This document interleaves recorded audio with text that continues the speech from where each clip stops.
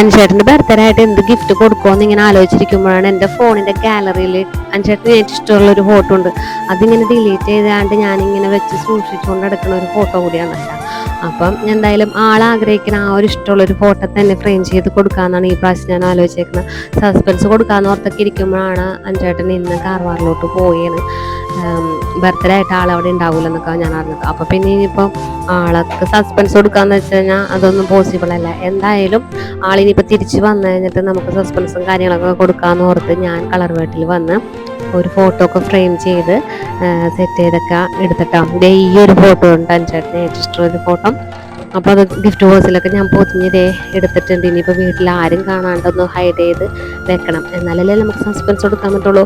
ഞാൻ ഇങ്ങനെ ഇത്രയും നാളായിട്ടും ഇപ്പോഴും ഇതൊന്നും മുടക്കൂലാണ്ട് നടത്തിക്കൊണ്ടിരിക്കുന്ന ഒരു കാര്യമുണ്ട് ഈ സസ്പെൻസ് കൊടുക്കൽ.